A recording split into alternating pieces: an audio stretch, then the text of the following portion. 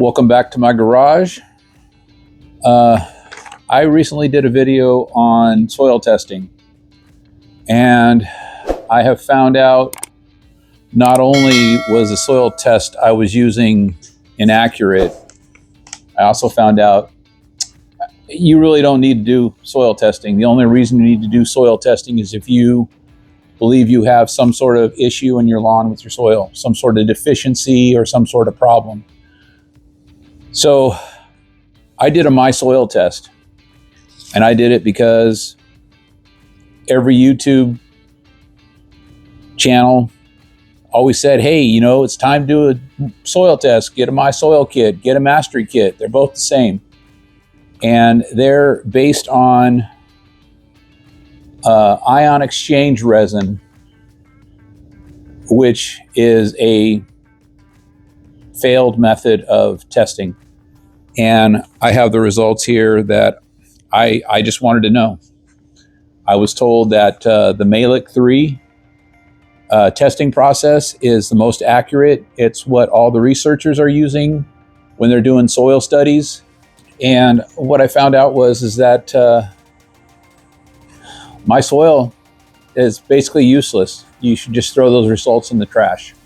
And I'm going to go over why right here. So I did a soil test using the Malic 3 process, which, like I said, is what the universities use, which all the researchers use. It's the most accurate, and it's a proven test. It's proven. It's developed over 3 different processes. It started out Malic 1, Malic 2, and now they're in Malic 3. I talked to the people at the testing lab, and I haven't watched the video yet, but I'm going to watch the video on the process they use, but test it using all various different types of testing procedures.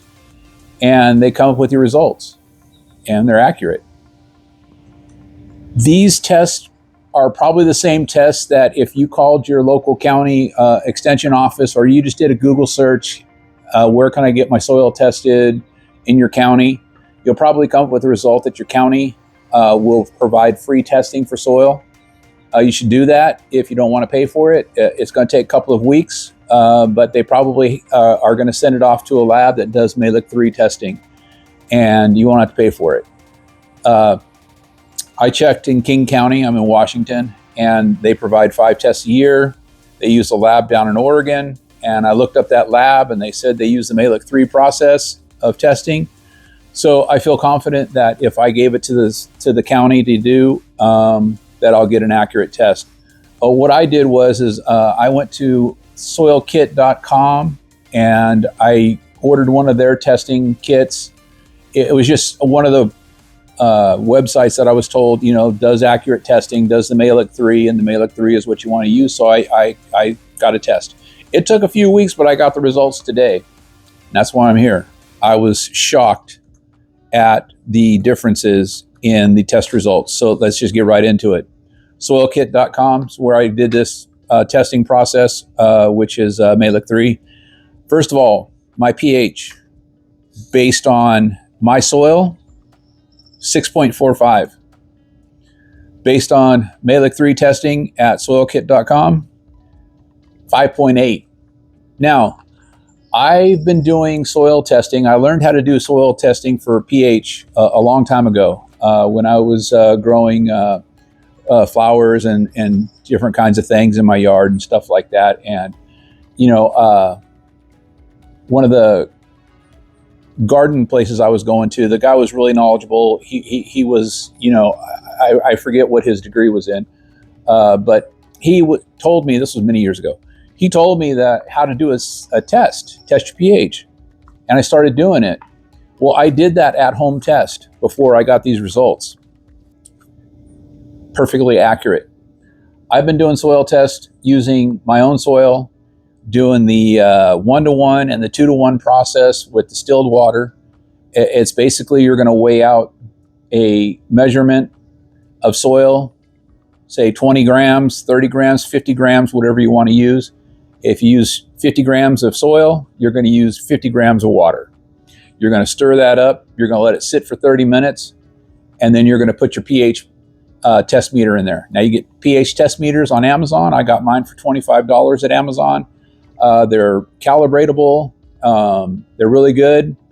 I did my test, a week ago? Yeah, about a week and a half ago.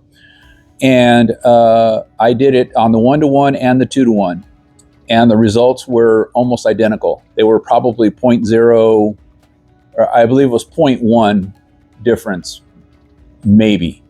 And those results came out at 5.8 doing my at-home test.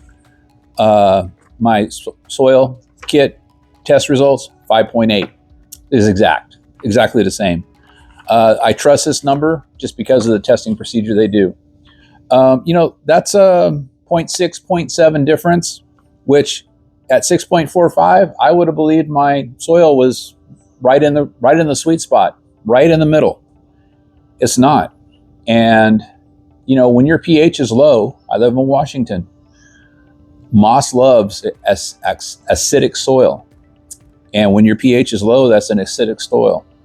So I've always thought my pH level was higher. I hadn't been doing at-home testing pH. I just started doing that again. I just bought a meter and I just did it my first time, got that 5.8 result. I should have started it probably 2 years ago. I wasn't thinking, I was watching YouTube and I was believing everything I saw. I've stopped doing that because my results get worse. My results for my soil on potassium, this is all in parts per million. So potassium, my soil test said 44.45 parts per million. Soilkit.com, Malik 3, 179.5 potassium, ppm. These are all ppm readings. I don't even know what to say. Phosphorus, my soil, 13.19, said it was low. Soilkit.com, 81, way high. Now these are the macronutrients, and these are the things you only really care about nitrogen. And here's the funny thing about soil.com. They don't give you a nitrogen reading. They give you how much nitrogen you should be putting in your yard per year. And they do it based on your square footage and on your grass type.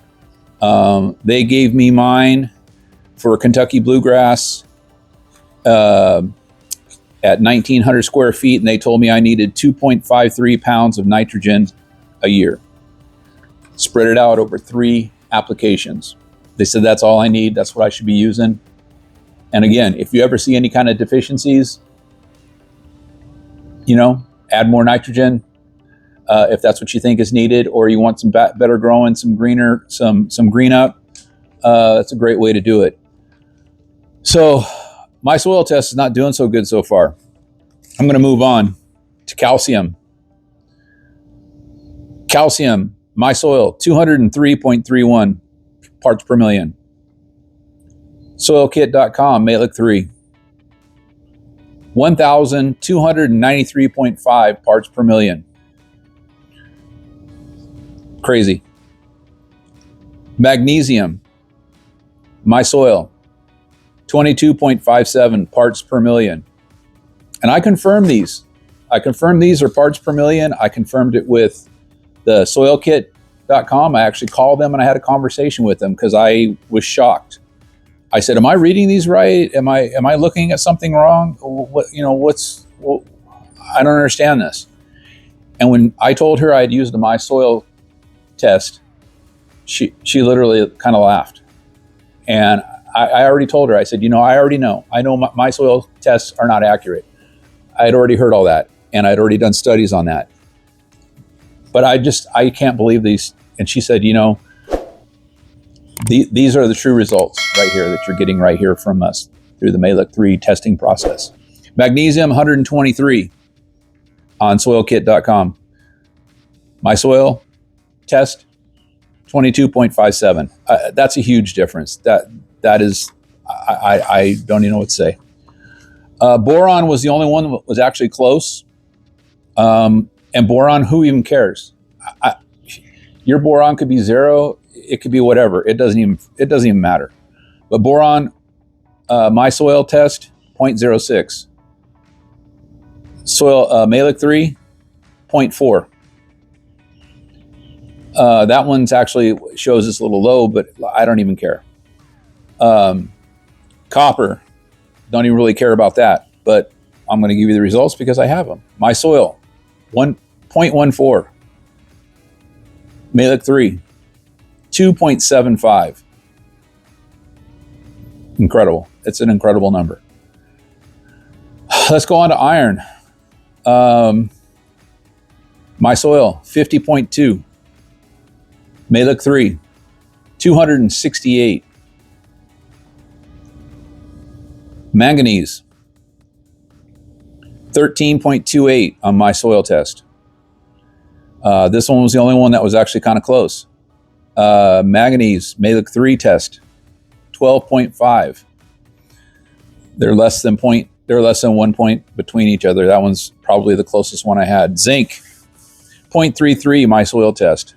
Malic 3, 26.75.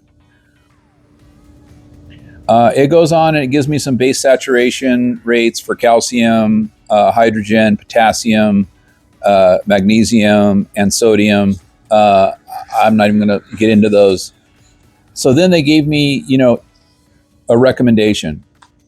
And the recommendation they gave me was to use a 1600 nitrogen at 55 pounds of that product, a 16-00. It tells you how much of that actual product. It gave me an actual product to use. It's in here somewhere. They recommend you get your products from Do My Own, the website Do My Own. I've talked about it before. I'm actually using something different, and I told her I was because I already kind of had an idea that my soil pH was low. So I'm going to get into that here in just a second. But basically, the My Soil test, if you are using it, you should not even go by what it says. I wouldn't even pay attention to it. If you really want to know what's going on in your soil, pH, probably the most important thing, because if your pH isn't in the right range and you're adding all these products that all these guys on YouTube are telling you to use, your turf grass is not having the ability to uptake it because it's in the wrong pH range. So if your soil pH is in the wrong range, there's a lot of products that aren't going to be taken up by your turf grass, no matter what kind of grass it is. So pH is probably the most important thing, and I'm going to go back to that testing. Get yourself a pH meter, $25, $30. You can get the expensive one for $50. You get whatever you want, but I would get one. And I would make sure you have a scale, because I'm sure you all have scales, because a lot of people measure their stuff out. I really don't, but I do have a scale. Measure out 1-to-1, 50 grams of dirt, 50 grams of water, put it in a little storage container, plastic one, mix it up, let it sit for 30 minutes, put your test meter in there, let it stabilize. It's going to take a little while because pH is read based on the temperature of your medium, your soil, your water. So it's going to take a while for it to adjust down to get the right pH. It's going to take probably 5 minutes or so. And the meter's probably going to turn off. You're going to have to turn it back on. But after 30 minutes, start testing it. Get that pH to stabilize. Wherever it stabilizes at, that's what your pH is. I've tested this process. It was bang on with this Malic 3 testing process.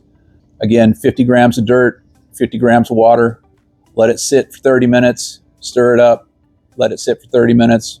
Put your pH meter in there and let that pH meter stabilize. And whatever that number is, that's your number. Okay. Everything else I put out here, the products I'm using. Again, no need for you to use potassium. No need for you to use phosphorus. In fact, I'm not surprised on my phosphorus and my potassium rate, because you know what? I listened to the YouTube channels over a year ago. If you're adding phosphorus, you're not doing your soil any benefit. and you're not doing any benefit to the environment. And I don't care whether you're into the environment or not. That's not what it's all about. What it's about is it's about everybody watching these YouTube guys and putting phosphorus on their lawn and getting all that runoff, and all that runoff adding phosphorus into your local waters, whether here it's the Sound, we have some rivers, we have lots of salmon up here. But what phosphorus does when it gets into an overabundance into your waterways is it creates algae blooms. I don't know if you've ever heard of the red tide in the oceans. When I was a kid, I grew up on by the ocean, and every couple times a year, we would go out in the middle of the night to the beach, and we would go to where it's perfectly dark, and we'd walk around in the sand, and we thought it was so cool because the sand would like glow red and all this kind of stuff. And what I basically learned was that was basically from phosphorus. These lakes where the water was running off from, the storm drains and stuff like that. And this lake was just totally engulfed in algae. I mean, it was algae, it was green, it was so thick you couldn't even see any of the water. And that's what happens. The phosphorus creates these algae blooms, and these algae blooms just overtake smaller lakes and that sort of thing.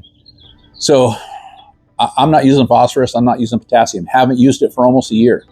My last phosphorus application, I believe, was in May of last year when I overseeded, or when I seeded my lawn. I seeded both my front and my backyard. And, there are exceptions in counties where you have restrictions on phosphorus. You're allowed to use it when a soil test says you're low. But if you're using a My Soil test, you can't trust that. You don't know if it's low or it's high. You have no clue. Malic 3 testing is the only way to go. But if you are reseeding a new lawn, or you have a soil test, those are usually the only indications that you can actually use phosphorus in your lawn, in your state or your county, if it's prohibited. In King County here in the state of Washington, we're not allowed to put phosphorus on our lawns. And I see many YouTube guys, especially one right here in phosphorus, telling you to put 16 on your yard 3, 4, 5 times a year. 16. I'm not out adding phosphorus anymore. I have so much phosphorus too in my lawn now that I don't even know what my lawn's going to do with it. It'll probably never absorb it all. Potassium, not using potassium. The only things I'm using right now are right here. I'm using urea nitrogen. This is Farm Supply brand. I got it at Coastal here in Washington. You may have a Coastal, but I'm sure you have a Farm Supply store. And actually, that's where I'm buying most of my products, because they have it in bulk. This is a urea 4600. I got this specifically because urea will raise your pH in your soil. I have ammonium sulfate, and that's what I generally was my go-to. I always use ammonium sulfate in my lawn. I stopped using that because my ammonium sulfate lowers the pH in your lawn, in your soil. It's not the sulfate that's in the ammonium sulfate that's lowering your soil pH. It's actually the ammonium.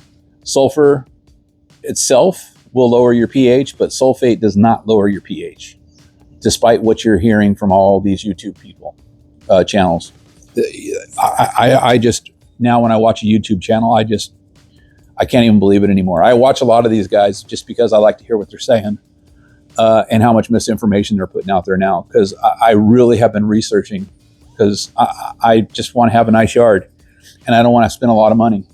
And so urea, I'm using that to raise my soil pH. I also need to add some lime. That's what the recommendation from the soil testing place was to add lime. I'm not going to do it. I'm just going to kind of do this, and I'm just going to monitor it. And I'm going to hope I don't get moss back at the end of the year. I didn't get any moss over this winter in my yard, but I don't want to get it. The other product I'm using, this is what I use with my iron. This is a Organics. It's nitrogen, but it has right on the label right here how much to use to get how much nitrogen you want. So I only have that because I got it on sale for $20. I wouldn't buy it otherwise, because that's like $80 for a 2.5 gallon. My iron, I'm going to go ahead and show you the downloaded label on it, but the label is not on here anymore. My iron is basically a water-soluble granular product. It's very, very fine powder. And basically you can put this in water. I weigh it out, use about a pound of that per 1,000 square feet. And, you know, my 50-pound bag has been lasting me forever. But I put a pound of that per 1,000 square feet, and I just put it in my liquid sprayer. I do 3 gallons, and it basically dissolves in there. I use a paint mixer, of course, to mix all my products up. But that's my program: nitrogen, iron, 2 products. That's all I'm using. That's all I really got. I'm just trying to give you information. All the information I've found is based on research from actual people who do research on turf grass and soil. The research lab, or the test lab that I use, is an actual lab that uses the Malic 3 process, which I've already stated is the only process that researchers, soil studies are done with. If they're done with any other kind of soil sample or soil testing method, it's usually for comparison reasons. But that's really going to get you the best info and the best quality soil test. You can get these soil kits at Site One, I'm told. Wilco has them.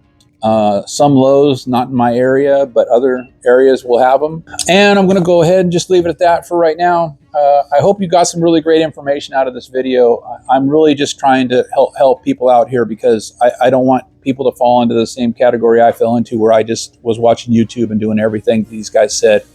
You don't need to. I've showed you the products you should be using, and I've told you the reasons why. And any other products that you use, if your soil's not at the right pH, probably not going to do anything. If you think you're getting a response from any other kind of product that you're adding, it's probably because you added nitrogen or iron within that product. So it's probably not doing anything. And my next video, I'm probably going to start talking about grass seed and types of grass seed to help people out getting their lawn started, because it's almost time. We're not there yet, but it's getting close.